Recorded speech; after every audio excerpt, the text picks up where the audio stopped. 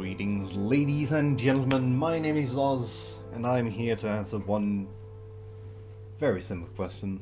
WTF is Monster Hunter World. This is just a tribute from me to anyone who was a fan of Turtle Biscuit. And I'm gonna try to emulate as far as I know when it comes to his very revealing style and in-depth going of any sort of game. And this is my first Monster Hunter, so I'm probably not going to be able to help a lot more, but as someone who has had his first Monster Hunter be Monster Hunter World, I can tell you it is very special. Playing a demo might actually help, because there is a lot of things here. But we're going to start with the game settings, and it has been a rocky road for Monster Hunter World. Everything is in order. You have display, you have all the tasty things. We do not have a field of view slider, but we have a lot of things to choose from, and a lot of things I don't really know what they are, but you have, of course, actual helpful tips in what they are. And of course I've downloaded the high resolution texture pack because PC Master Race, maybe, I don't know. I do play a Switch sometimes. This game is mainly single player or co-op against an AI monster, or a boss battle through and through. There are 14 different weapons, and you can basically have whatever playstyle you wish to have. Of course, all your tasty volume options you could ever wish for, but the meat of the game is in its gameplay. And I've put a lot of hours into this, but that is because I became hooked. And you can put a lot of hours into this. I've seen far more people who has played more hours than I. I'm near end game, but that is of course not a that is, of course, not a reason to stop playing this game, because when I say endgame, there is just really the endgame for one weapon. With the game having 14 different weapons, you can be master of one, master of none, jack of all trades, having a few aces up your sleeve.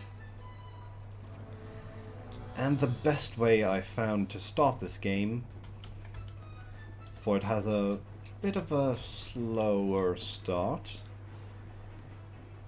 First you start off with a good introductory mission by crash landing on a beach, and having a rather lackluster tutorial. I'm going to the wrong place.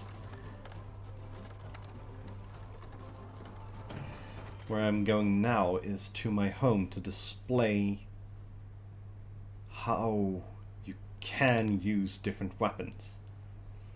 I'm not going to show them all, but this is where I recommend that you start. And of course I went to the wrong place anyway. This is all the city of Astria. Astrea? I never properly pronounce that. This is of course your helper cat in your house, and you also have... There's a lot of things I'm skipping right now just to get to the training area. This is where I think you should start with this game. Here you have all the tutorial you could ever need to start. Just to start off, I am a lance main. The lance is a very heavy weapon, slow, but offers massive protection. Having a shield which can guard most strikes, but of course at the cost of, as you can tell, quite speed. I do not have a dodge. This game is mostly for dodging and very little for guarding. Here you have a lot of... Here you have all the combos and actually not everything.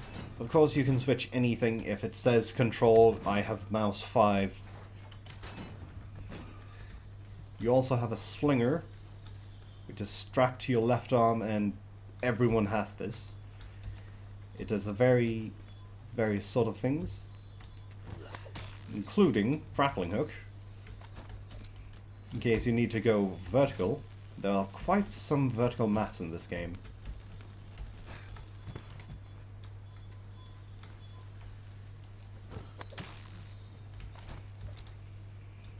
You can play Batman, Spider-Man, or who else has a grappling hook? Mavis. Is it Mavis? You have items for missions that you can use or just have passively used. But let's look into those weapons. I'm a lance main. I basically made all the lances. It was a pet project. I am near complete. But let's see what weapons we have. We have Insect Glaive, Hammer, Great Sword, Charged Blade, Heavy Bowgun, Light Bowgun, Hunting Horn, Dual Blades. Oh, that is the Charged Blade, and this is the Switch Axe. That is how it goes. We have the Long Sword. We have the Sword and Shield. We have the Gun Lance. We have the Lance. And I swear I have missed one. 1, 2, 3, 4, 5, 6, 7, 8, 9, 10, 11, 12, 13, bow. And those are your weapons, and this is where I suggest you start. Let me pick something up that I've never used. So actually this. Let's see if I can't actually do something. Not that I know what I'm gonna do. Let's do basic combos, brief openings. Ah yes, this weapon has a weird thing. You have the Kinsect, which goes and extracts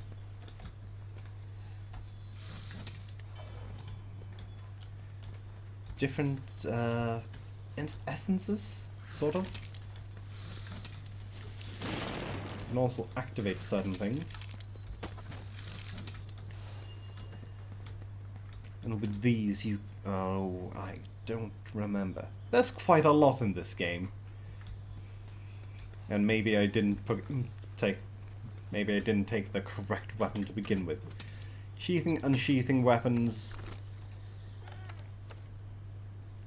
It's a lot to think and a lot to keep track of when it comes to... let's take something simple. And when I say something simple, I actually have to think a bit. The lance is most likely the most simple weapon of all, but it's quite valuable.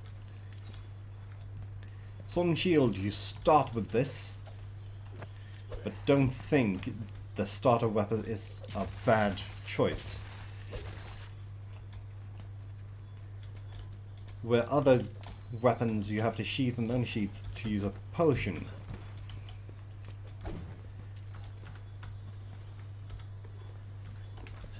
The Sword and Shield can actually use it while holding the sword out, while going into guard mode and using the potion that way. This simple thing makes it the most versatile weapon in the game, and we haven't even begun.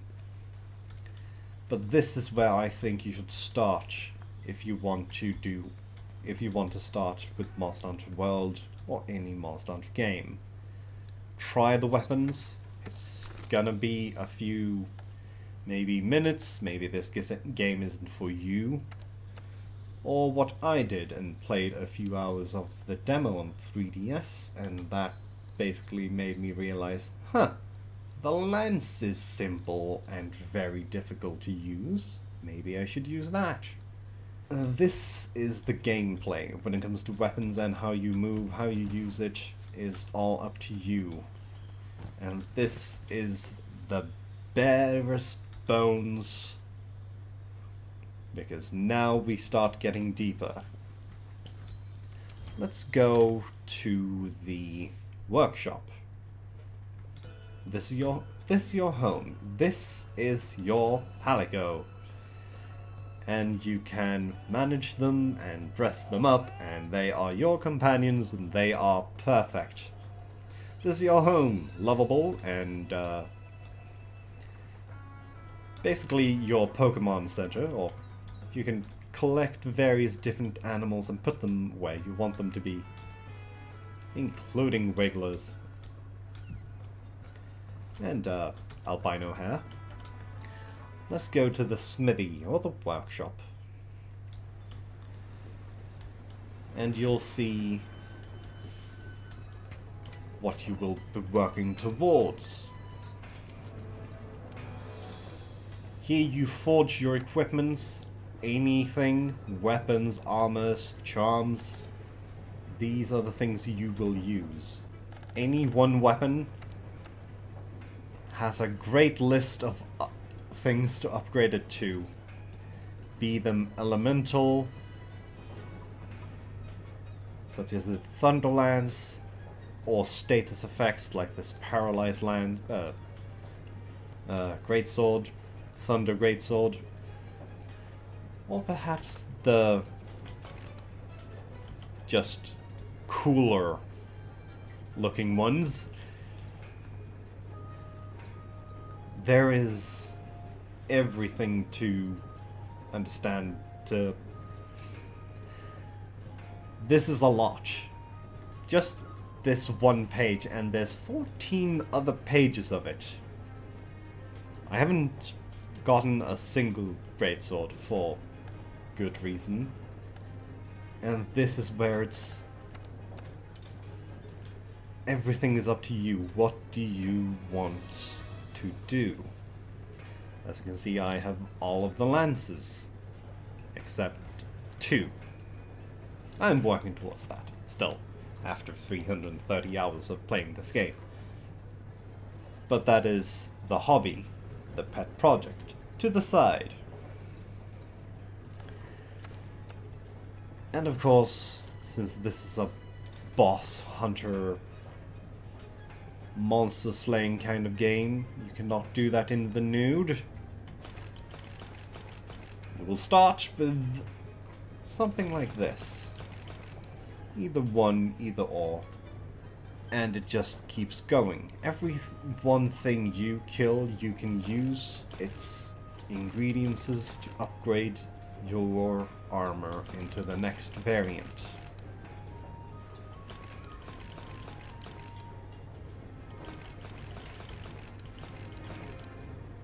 But there is not just that.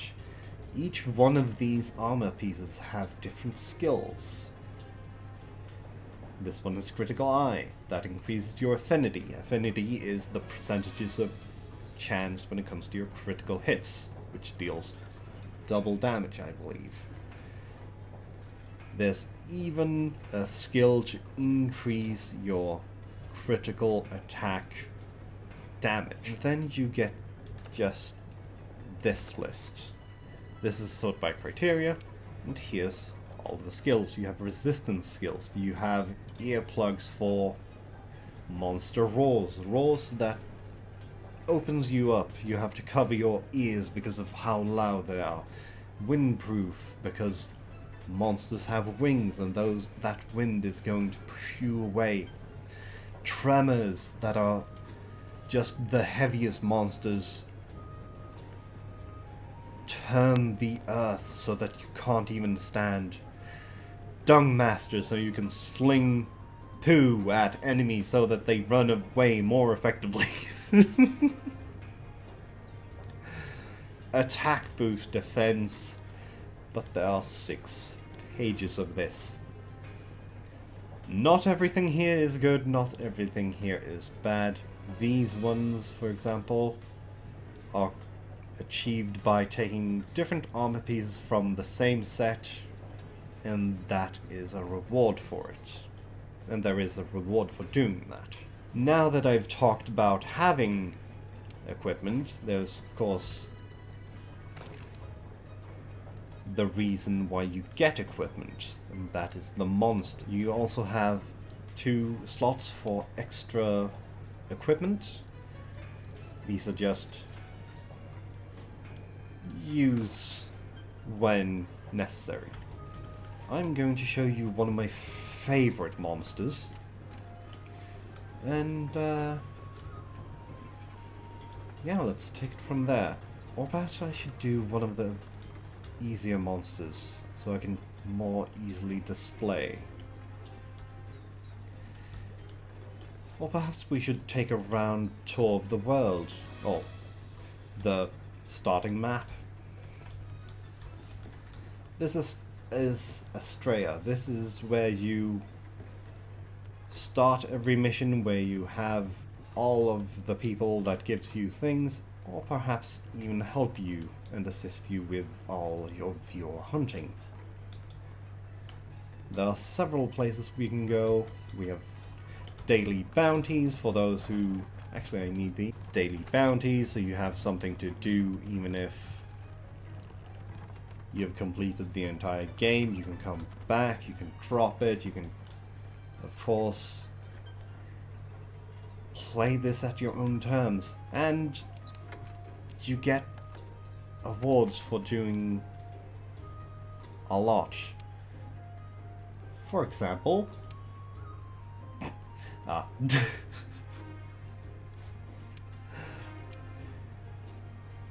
just the lovable, wonderful, funny, different layered outfits. For example, I myself fancy a gala with a cat head. Having rewards for players who play for long hours is a good thing, even though, I'm gonna be honest, I'm wearing 3 of these pieces of armor anyway. It wouldn't be too off looking like that. You start with different assigned quests of lower tier ranks,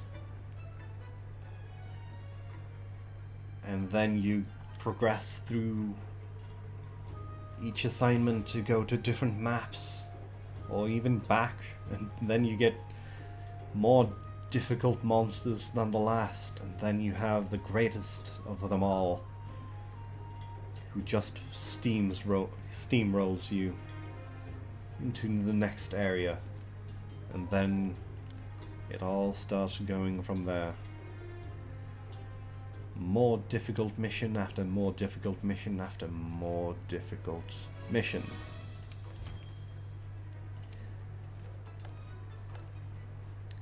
And to get more of them more effectively, you have investigations. These are your bread and butter for finding and getting more materials. Having an investigation is a repeatable but not indefinite way of getting more materials. But of course we just won't talk about everything. Let's go to a place I enjoy. Starting a mission, and of course this is not a single player game, but you can do it alone. There's nothing saying you can't do this entire game alone.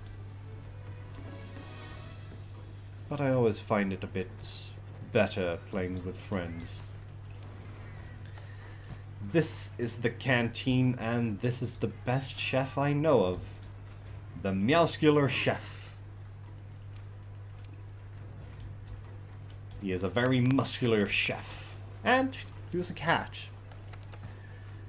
We have two different currencies in this game. We have points, which you get for rewards for different missions and sub-quests in investigation or assignment. And then we have raw hard cash to pay for our various different needs. This canteen provides you with food buffs for current missions or well, the next mission.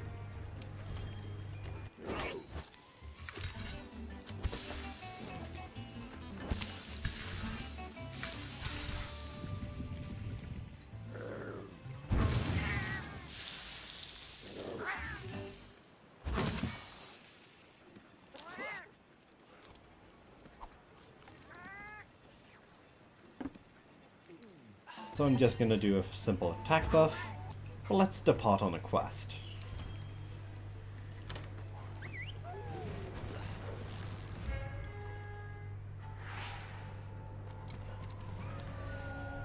I may be skipping ahead here, but there is something satisfying fighting this monster and learning. To learn a monster is to learn a level and to play it as quickly and at the best of your abilities. I'm just making sure that I have everything I need.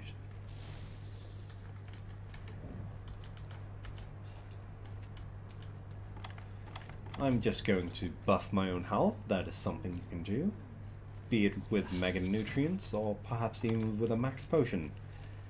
These are the things that they do. But because I know where my monster is hiding, I don't really need to go look for him. They usually have a certain turf they like to hang around in. You can see one huge blue glowing crystal where one is. You can see the black spikes where one can be. We have this layer of rotating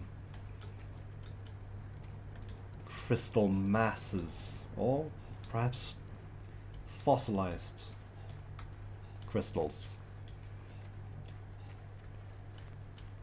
This world is not of ours, and this is the new world.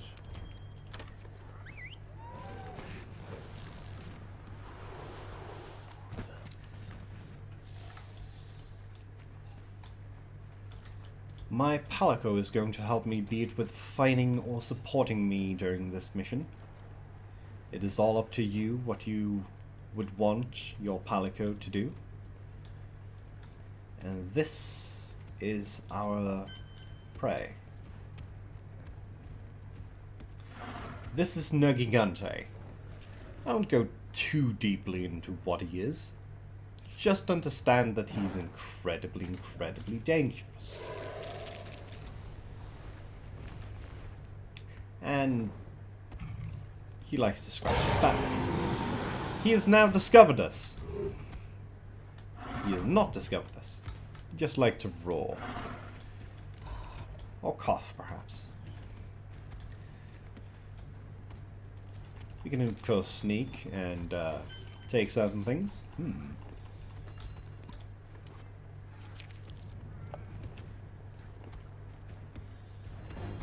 But, at the risk of being discovered.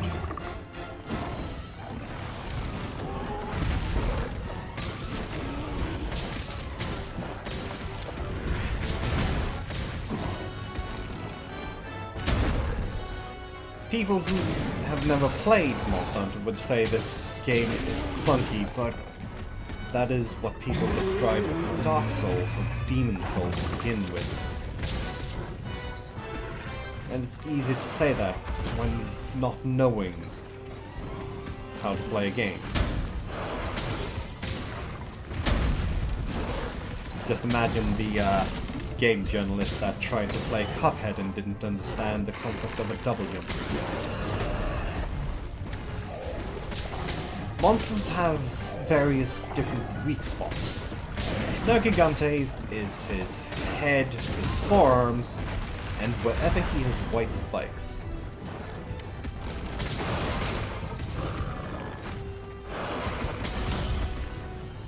And of course I'm taking damage, but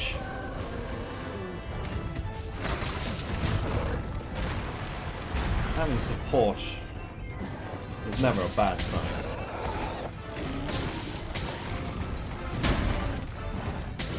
This is where... Oh. This is where the clunky nature of the lance come in. It's rather clunky because it has a very high accuracy weapon. It is a linear thrust. There is certain wide sweeps, but they are not your main damage output. Here you see me getting points just for picking up footprints and other things. Oops. And of course, because I took too long, he woke up.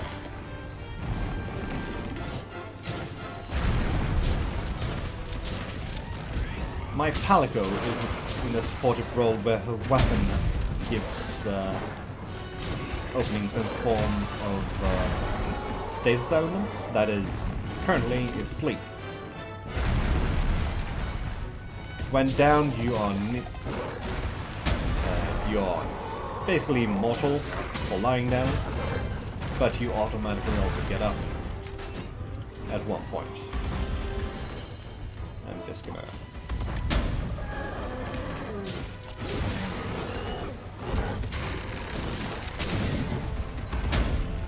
Because learning a monster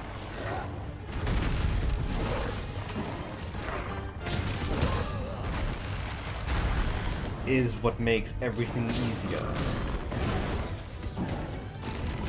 I had various difficulties with the earlier boss in the Ancient Forest, the first area this world you're introduced to.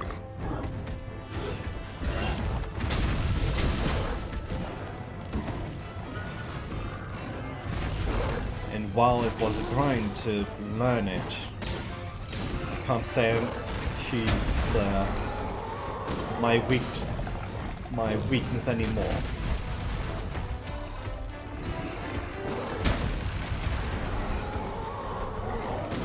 But let me for a moment just shut up so you can hear this music, for example.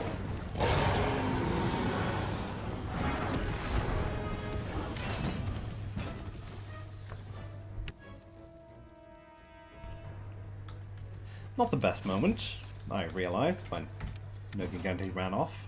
They are monsters, but they are not dumb. They will run from you if they are threatened. In this game, you are at the level you wish to be. You put in the hours, you put in the time, it gets better.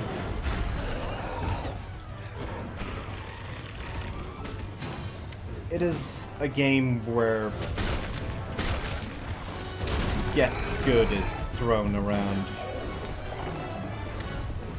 but some things are not possible to do alone.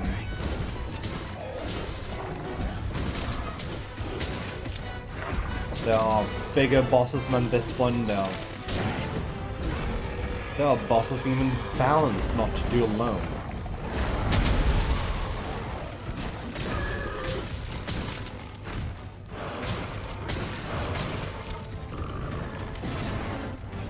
Let me use one of those boosters I picked up. This is an affinity booster. It boosts my critical hit chance by 50%. And of course I already had 25%, so now I am at 75% critical affinity. Oh. Affinity, which is critical. Critical chance. I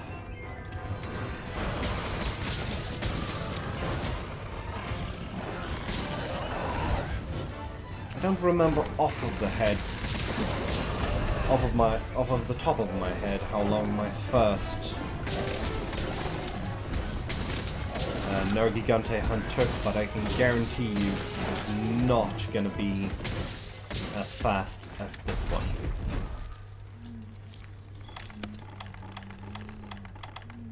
Now that I have the time to prepare for anything, the affinity booster is off, but I currently have the critical chance still. I've even an attack boost, and there we have just one heck of an attack, because when a monster falls asleep, that is a great opportunity, as the first attack deals double damage. And I almost died then. And he ran away again. Huh. Rude.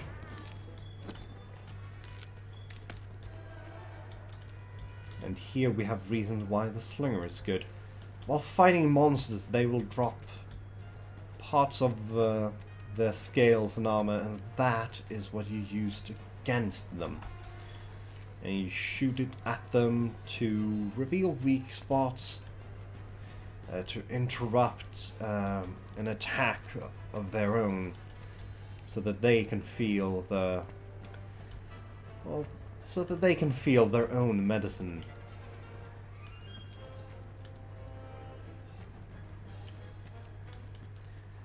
And now, currently on my map, I see skulls, and that indicates that he is quite heavily wounded, and this will be its last stand.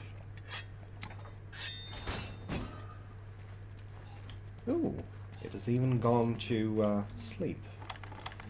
Shall we then wake it up? I know it's not a big one, and I'm starting to feel bad, but I can't be bothered.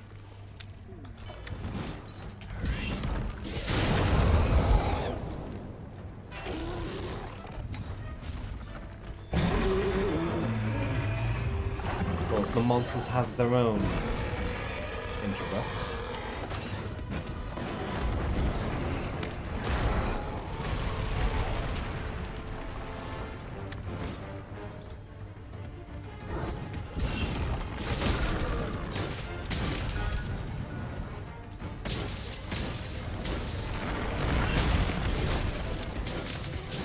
Now that is a great example of environmental. There are certain places that gives environmental benefits, such as traps, volcanoes, or even debris or boulders you can attach from the ceiling to fall on to your target.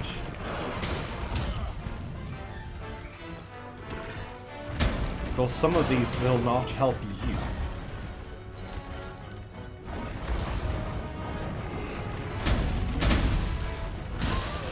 Ouch.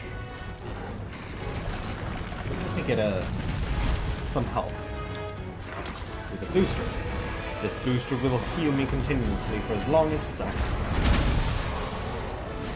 And that was one of Nergigante's most powerful attacks, so I feel that is the right moment to use it.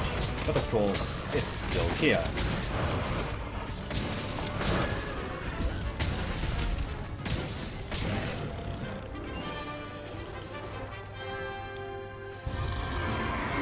Not my best hunt, not my worst. This is how you get your materials. You hunt a monster, you carve it by killing it. You can also capture it if you're more humane. There are specific investigations that has that demand on you. And this is Monster Hunter World. There is a slew of monsters, both different and unique, and some more similar to each other.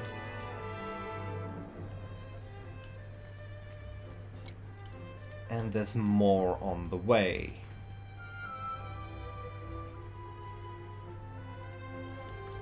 And here's a bit of just a bit of cooling off time so you can get your carves, complete the mission, say thanks for helping, get a good end screen or not, more likely not than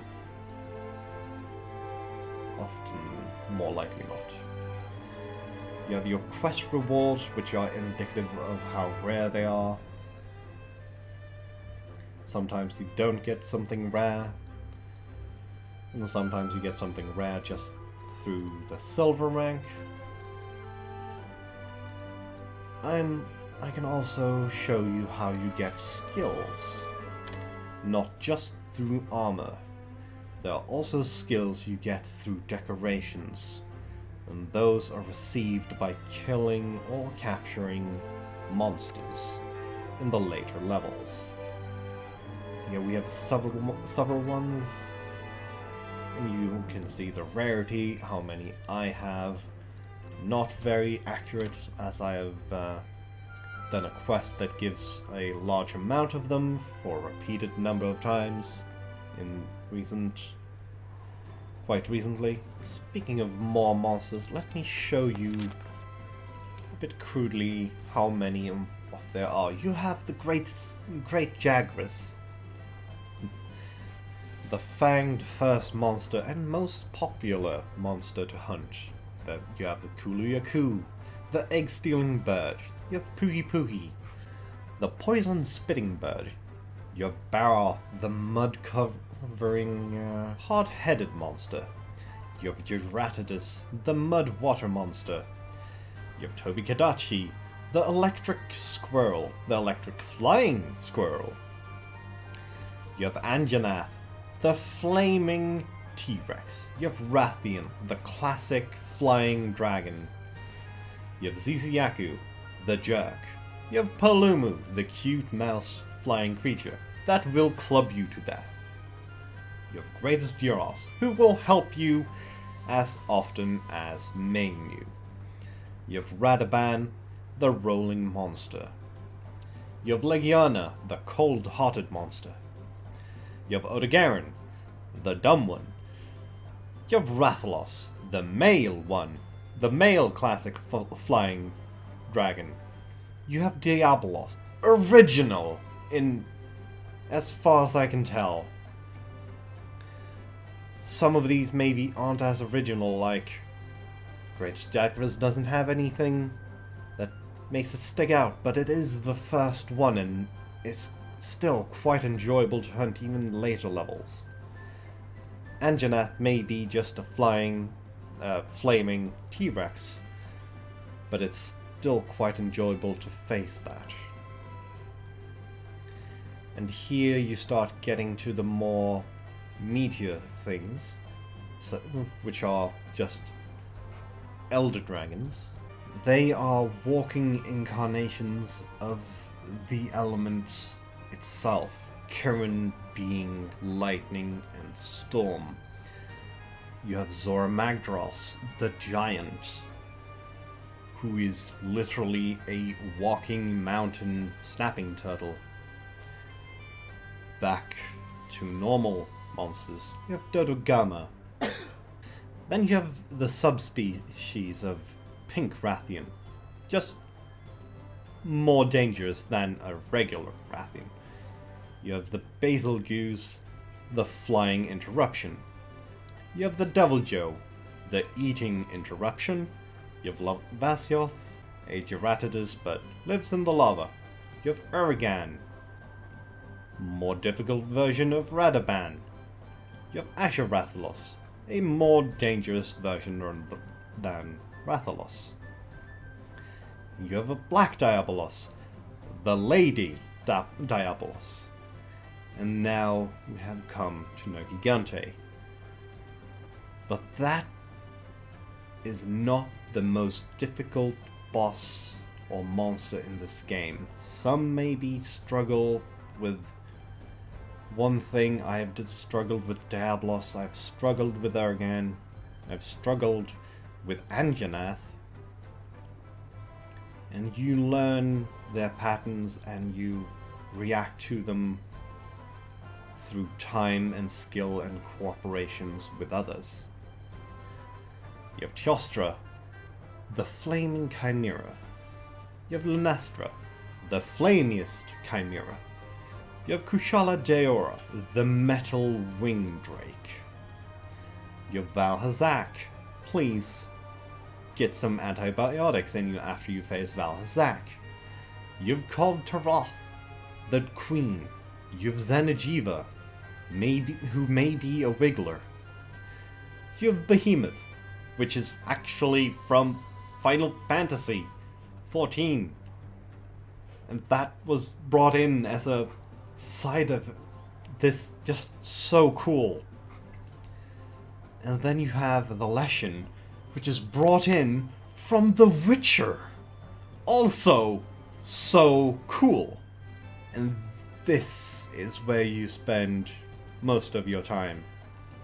Standing around talking to friends and eating up time, even though you stopped playing the mission 2 hours ago. And just talking and having fun. For this is a game for making friends and playing with them. I've been Oz. This has been just a tribute to what WTF is. And I will see you in another episode. Bye bye.